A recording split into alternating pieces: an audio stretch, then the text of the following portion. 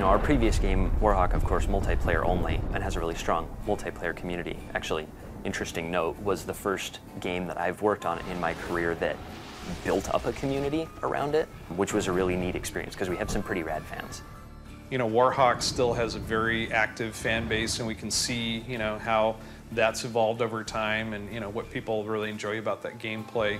And those have influenced the design decisions for Starhawk. With Starhawk, we'll give you a place to enjoy it co-op. We'll give you a place to enjoy it by yourself. I expect a large percentage of those players are going to go online.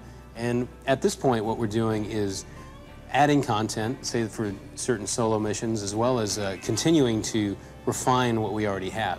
There's a lot of play testing going on a number of different fronts. That's really essential to the process, and that's where we get, I think, some of our biggest benefits.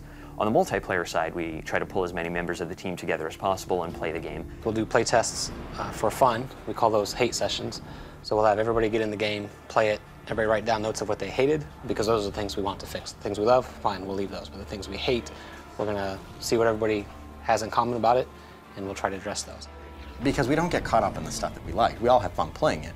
But I think a lot of games go wrong because they did not have enough critical eye on removing the stuff that sucked.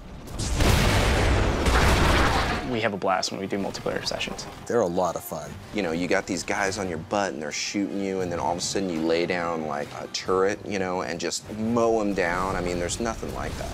Build walls, I'm gonna build some turrets, I'm gonna call some guys in, and it's a ton of fun. You can do the same multiplayer level hundreds of times, and it can be different every time.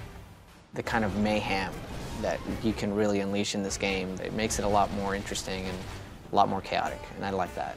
When all of the dust literally settles, there's a base here where there wasn't anything before, and that feels kind of neat. And so we're a third-person shooter, first and foremost, but we also give the player lots of different ways to participate in that action.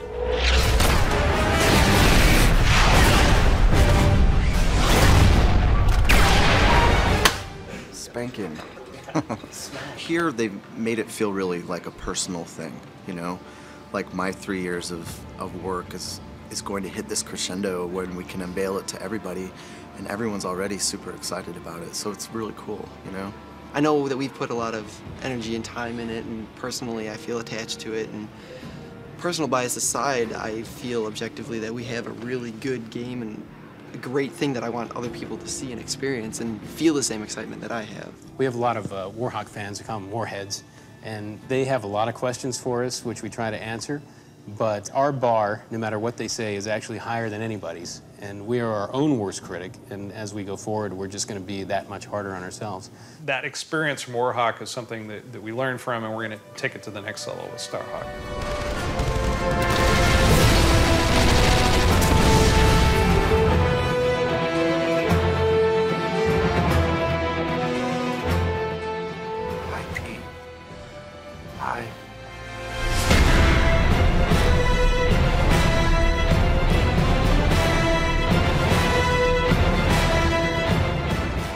PlayStation